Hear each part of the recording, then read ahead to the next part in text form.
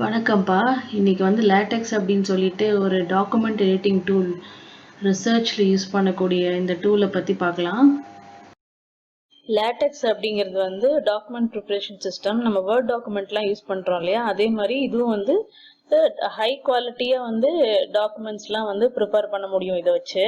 So இந்த LaTeX வந்து use பண்றதுக்கு நம்ம வந்து டெக்ஸ்ட் மேக்கர் அப்படின்ற ஒரு டூல் வச்சு இன்னைக்கு நம்ம பார்க்கலாம். இந்த டெக்ஸ்ட் மேக்கரோட டூலோட லிங்க் வந்து இங்க கொடுத்துருக்கு, x1math.text டெக்ஸ்ட் மேக்கர்.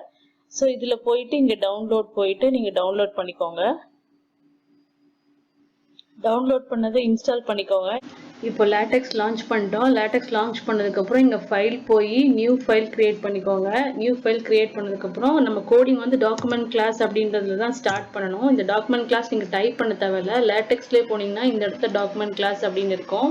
இந்த 10 பாயிண்ட்ஸ் அப்படிங்கிறது ஃபாண்ட் சைஸு. யூஸ்வலாக 10, 11, 12 தான் ப்ரிஃபர் பண்ணுவாங்க. இந்த நம்ம அடிக்கக்கூடிய டாக்குமெண்ட் வந்து ஆர்டிக்கிள், அது வந்து ஒரு ப்ரெசன்டேஷன் கிடையாது. ஸோ அதனால் நம்ம வந்து ஆர்டிக்கிள்னு அடிச்சுக்கிறோம். அதுக்கப்புறம் எல்லா டாக்குமெண்ட்டுமே டாக்குமெண்ட் அப்படிங்கிறது தான் பிகின் ஆகி எண்ட் ஆகும். ஸோ அதுவுமே இங்கே இருக்கும் /begin டாக்குமெண்ட்னு. அது இங்கே கொடுத்தீங்கன்னா அதுவே பிகின் டாக்குமெண்ட்டும் எண்டு டாக்குமெண்ட்டும் நமக்கு கோட் பண்ணி கொடுத்துரும். இங்கே வந்து நீங்கள் ஹலோ வேர்ல்டு அப்படின்னு டைப் பண்ணால் போதும். டைப் பண்ணிவிட்டு நீங்கள் சேவ் பண்ணணும். ஸோ இங்கே போயிட்டு சேவ் கொடுங்க. ஸோ மை டாக்குமெண்ட்ஸில் நான் வந்து செகண்ட் அப்படின்னு ஒரு ஃபைலில் சேவ் பண்ணுறேன். சேவ் பண்ணிவிட்டு இங்கே குவிக் பில்டுக்கு முன்னாடி ஒரு ஆரோ இருக்கு இல்லையா, அதை கிளிக் பண்ணிங்கன்னா ரன் ஆயிரும். இங்கே வந்து அவுட்புட் வந்துடும் இந்த சைடு. ஹலோ வேர்ல்டு நம்ம வந்து டெக்ஸ்ட் பிரிண்ட் பண்ணிட்டோம். இப்போ டெக்ஸ்ட் கூடவே எப்படி ஃபார்முலாஸ் எழுதலாம் அப்படின்னு சொல்லி பார்க்கலாம்.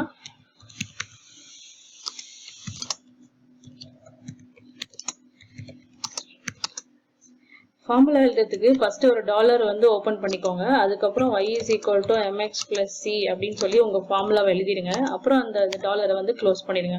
அவ்வளோதான். ஸோ இப்போ இங்கே ரன் பண்ணீங்க அப்படின்னு சொன்னால் இந்த y = mx + c அப்படின்னு சொல்லிட்டு இங்கே வந்துடும். ஸோ இப்போ இதுவே எனக்கு இந்த மாதிரி வேண்டாம், எனக்கு தனியாக வந்து வேணும் அப்படின்னு சொன்னால் இந்த இடத்துல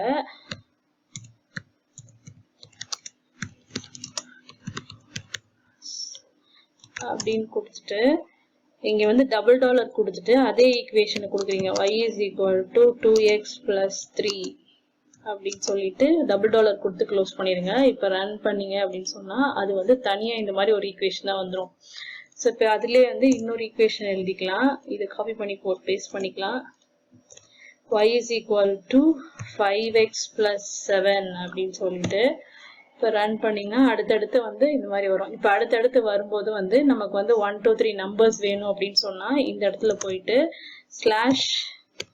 /begin கர்லி பிரேசஸ் கொடுத்து ஈக்குவேஷன் அப்படின்னு சொல்லி கொடுத்தீங்கனாலே ஈக்குவேஷன் அரே அப்படின்னு வரும். ஸோ இதை சூஸ் பண்ணிக்கோங்க. எண்ட் ஈக்குவேஷன் வரும். இப்போ இந்த இருக்கு இல்லையா, கட் பண்ணி இங்கே போட்டுக்கோங்க. இந்த பிகின் ஈக்குவேஷன் எண்ட் ஈக்குவேஷனில் வரும்போது இந்த டாலர்ஸ்லாம் வந்து தேவையில்லை. ஸோ அதனால டாலர்ஸ்லாம் கட் பண்ணிடுங்க.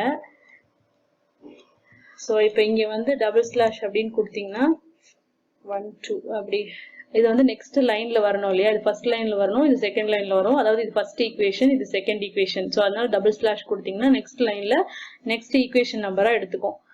ஸோ இப்போ ரன் பண்ணுங்க. 1, 2 அப்படின்னு வந்துருச்சா. இப்போ ஸ்கொயர் சப்ஸ்கிரிப்ட் எப்படி கொடுக்கறது, சூப்பர் ஸ்கிரிப்ட் எப்படி கொடுக்கறதுன்னு பார்க்கலாம். இப்போ இதுவே 2x² இருக்குன்னு வச்சுக்கோங்களேன். இதுதான் வந்து சப்ஸ்கிரிப்ட். இதே சூப்பர் ஸ்கிரிப்ட். சப்ஸ்கிரிப்ட் கொடுக்கணும் அப்படின்னு சொன்னா இப்படி கொடுக்கணும்.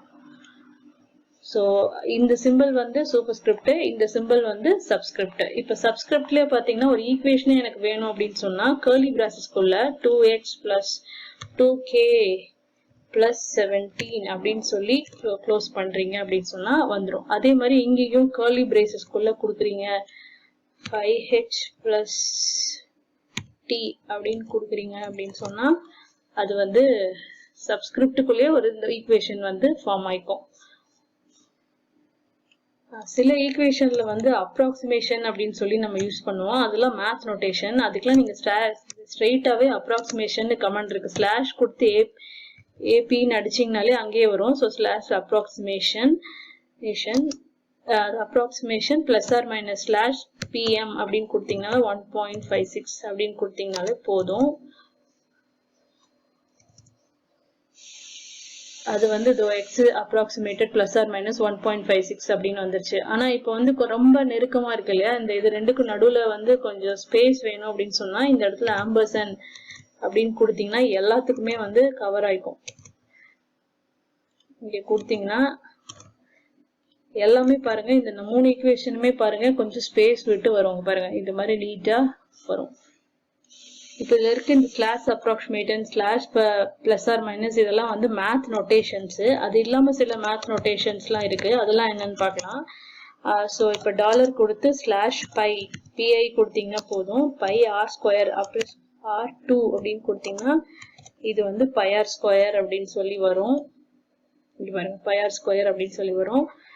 அதுவே வந்து ஆல்பா நீங்க பிரிண்ட் பண்ணோம் அப்படின்னு சொல்ல நாங்க டபுள் டாஷ்ல கொடுத்துக்கலாம், அப்பதான் வந்து தனித்தனியா நமக்கு தெரியும். ஸ்லாஷ் ஆல்பா அங்கே வரும். ஸோ சூஸ் பண்ணிக்கோங்க, டபுள் டாலர் கொடுத்துக்கோங்க. அப்புறம் லாக் இருக்கு, so double dollar slash log log 5 base 2 log base 2 of x square இல்லைன்னா x ன்னு வச்சுக்கலாம். ஸோ இப்போ இதை ரன் பண்ணி பாருங்க, log base 2 of x அப்படின்னு வந்துருச்சா. அப்புறம் சைன் அப்படின்னு சொல்லி ஒரு ஃபங்க்ஷன் இருக்கு. ஸோ இதுக்குள்ளேயே கூட நீங்க கொடுத்துக்கலாம். ஸோ ஸ்லாஷ் சைன் அப்படின்னு கொடுத்துட்டு கர்லி பிரேசஸ்க்குள்ள சைன் 25 கொடுத்தீங்கன்னா சைன் 25 இங்க பாருங்க சைன் 25 அப்படின்னு சொல்லி வந்துடும். அடுத்து வந்து ஸ்கொயர் ரூட் ஃபங்க்ஷன் பார்க்கலாம். டபுள் டாலருக்குள்ள ஸ்லாஷ் ஸ்கொயர் ஸ்கொயர் ரூட் கொடுத்தீங்கனாலே இப்படி 2 வரும். ஸோ ஃபர்ஸ்ட் இது என்னன்னு பார்த்துடலாம். ஸ்கொயர் ரூட் ஆஃப் 48 அப்படின்னு கொடுக்கலாம். டாலர் பார்த்தீங்கன்னா ஜஸ்ட் ஸ்கொயர் ரூட் ஆஃப் 48 இப்படி டிஸ்பிளே ஆகும். 3 ஸ்கொயர் ரூட் ஆஃப் 48 அப்படின்னு நீங்க டிஸ்பிளே பண்ணணும்னா அப்போ இந்த இடத்துல போயிட்டு இங்க போய் ஸ்கொயர் பிராக்கெட்குள்ள இங்க 3 அப்படின்னு கொடுத்தீங்கன்னா இங்க வந்து 3 ஸ்கொயர் ரூட் ஆஃப் 48 அப்படின்னு வரும். ஸோ இது ஸ்கொயர் பிராக்கெட்ல 3யும் கர்லி பிரேசஸ்ல 48ம் நீங்க கொடுத்தீங்கன்னா இங்க வந்து 3 ஸ்கொயர் ரூட் ஆஃப் 48 அப்படின்னு சொல்லி வரும். ஸோ இதுல ஃபிராக்ஷன் கூட நீங்க எழுதலாம். டபுள் டாலர் போட்டு ஃபிராக்ட் FRAன்னு கொடுத்தீங்கனாலே ஃபிராக்ஷன் வரும். ஸோ ஃபிராக்ஷன்னா 2/3 2/3 அப்படின்ற ஃபிராக்ஷன் இருக்குன்னா 2/3 டபுள் டாலர் கொடுத்துட்டு ரன் பண்ணுங்க. இங்க பாருங்க 2/3 அப்படின்னு சொல்லி வரும். இந்த 2/3 தான் வந்து ஃபிராக்ஷனா இருக்கணும்ன்ற அவசியம் இல்லை. ஃபார் எக்ஸாம்பிள் இந்த ஈக்குவேஷன்ல காப்பி பண்ணி இந்த 2க்கு பதிலா ரீப்ளேஸ் பண்ணிக்கோங்க. இந்த ஃபுல் லாக் ஃபங்க்ஷனையும் காப்பி பண்ணி இங்க ரீப்ளேஸ் பண்ணிடுங்க. இப்போ பெரிய ஈக்குவேஷனா தெரியும். இப்போ pi R square divided by log 2x sin 25. So இந்த மாதிரி வந்து நீங்க கிரியேட் பண்ணிக்கலாம். இப்போ அடுத்து பிராக்கெட்ஸ் பார்க்கலாம். பிராக்கெட்ஸ் பார்க்கலாம். இப்போ பை ஆர் ஸ்கொயர் இருக்கு இல்லையா, இதுக்கு வந்து ஓப்பன் அண்ட் க்ளோஸ் பிராக்கெட் வரணும் அப்படின்னு சொன்னா நீங்க அப்படியே ஓப்பன் அண்ட் க்ளோஸ் பிராக்கெட் போட்டுக்கலாம். இங்க பாருங்க அப்படியே வந்துடும். ஆனா இப்போ இந்த ஃபிராக்ஷன் இருக்கு இல்லையா, இந்த ஃபிராக்ஷனுக்கு நீங்க இப்படி ஓப்பன் அண்ட் க்ளோஸ் பிராக்கெட் போட்டீங்க அப்படின்னு சொன்னா வரும். பட் ஆனா ரொம்ப சின்னதா வரும். இங்க பாருங்க ரொம்ப சின்னதா வரும். ஆனா நான் ஃபோலா பை ஆர் ஸ்கொயர் மேல இருந்து கீழே வரைக்கும் நான் கவர் பண்ணணும் அப்படின்னு சொன்னா லெஃப்ட்னு ஒரு ஃபங்க்ஷன் இருக்கு. ஸோ இப்போ இது ரெண்டையும் ரிமூவ் பண்ணிட்டு நீங்க ஸ்லாஷ் லெஃப்ட் அப்படி நீங்க பாருங்க ஸ்லாஷ் லெஃப்ட்ல ஓப்பன் பிராக்கெட் க்ளோஸ் பிராக்கெட் வருது. நீங்க ஓப்பன் தான் சூஸ் பண்ணணும். ஓப்பன் சூஸ் பண்ணிட்டு இந்த எண்ட்ல போயிட்டு இங்க வந்து ஸ்லாஷ் ரைட் வந்து நீங்க க்ளோஸ் பண்றீங்க. ஸோ அதனால லைட் க்ளோஸ் செகண்ட் ஒன்று சூஸ் பண்ணிக்கோங்க. சூஸ் பண்ணிட்டு ரன் பண்ணீங்கன்னா ஃபுல்லாவே இங்க பாருங்க இப்படி ஃபுல்லாவே வந்து அது க்ளோஸ் ஆயிக்கும். ஸோ இதே மாதிரி தான் வந்து ஸ்கொயர் பிராக்கெட்டுக்கும் இதை எடுத்துட்டு நீங்க பாத்தீங்கன்னா ஸ்கொயர் பிராக்கெட் இங்க இருக்கு பாத்தீங்களா இந்த இடத்துல. ஸோ ஸ்கொயர் பிராக்கெட் சூஸ் பண்ணிக்கோம். இங்கேயும் அதே மாதிரி நீங்க ஸ்கொயர் பிராக்கெட் போட்டுக்கலாம். சாரி ஸ்கொயர் பிராக்கெட் போட்டுக்கோங்க. ரன் பண்ணீங்கன்னா ஸ்கொயர் பிராக்கெட் வரும். ஸோ மாடுலோ கூட அதே மாதிரி தான். ஸோ மாடுலோ இங்கே கொடுத்தீங்கன்னா மாடுலோ வரும், ரைட் மாடுலோ வரும். ஆனா கர்லி பிரேசஸ் கொடுத்தீங்க அப்படின்னு சொல்ல வராது. கர்லி பிரேசஸ்க்கு வந்து வராது. ரன் பண்ணீங்கன்னா எரர் தான் வரும். ஸோ கர்லி பிரேசஸ் கொடுக்கும்போது என்ன செய்யணும் அப்படின்னா இந்த இடத்துல முன்னாடி ஒரு ஸ்லாஷ் வந்து போடணும். இந்த இடத்துல வந்து ஒரு ஸ்லாஷ் போட்டீங்க அப்படின்னு சொன்னா கர்லி பிரேசஸ் வந்து பிரிண்ட் ஆயிரும். ஸோ இப்போ இந்த பெரிய ஈக்குவேஷன்லயும் வந்து நீங்க ஒரு சப்ஸ்கிரிப்ட் கொடுக்கணும் அப்படின்னு சொன்னா இந்த ரைட் சைட்ல கர்லி பிரேஸ் கொடுத்துருக்கீங்க இல்லையா, அங்க வந்து அண்டர்ஸ்கோர் கொடுத்துட்டு அங்க ஒரு open பிராக்கெட்ல x is equal to 1, y is equal to 2 அப்படின்னு நீங்க கொடுத்துட்டுக்கலாம். ஸோ இந்த மாதிரி வந்து கீழே வந்து வரும். நெக்ஸ்ட் டேபிள்ஸ் பார்க்கலாம். டேபிள்ஸ்க்கு வந்து ஸ்லாஷ் பிகின் கர்லி பிரேசஸ் டேபுலர்னு ஒன்று இருக்கும். இங்க பாருங்க டேப்லர்னு ஒன்று இருக்கும், அதை சூஸ் பண்ணிக்கோங்க. அதுவே begin and end table start ஆயிரும். ஸோ இந்த டேப்லருங்கிறதுல என்ன கொடுக்கணும் அப்படின்னு சொன்னா எத்தனை காலம் இருக்குன்னு சொல்லணும். காலம்க்கு வந்து லேபிள் வந்து சீன் வச்சிருக்காங்க. ஸோ இப்போ 1 2 3 4 5 காலம்ஸ் கொடுக்கணும்னா நான் 5 காலம்ஸ் கொடுத்துருக்கேன். இப்போ ரோஸ் எப்படி என்டர் பண்ணணும் அப்படின்னு சொன்னா ஒரு வேல்யூ ஆம்பர்சன் இன்னொரு வேல்யூ இப்படிதான் வந்து கொடுக்கணும். ஸோ இது வந்து ஃபர்ஸ்ட் ரோல ஃபர்ஸ்ட் காலம், இது வந்து ஃபர்ஸ்ட் ரோல செகண்ட் காலம். ஸோ இந்த மாதிரி வந்து ஆம்பர்சன் கொடுத்து பிரிக்கணும்.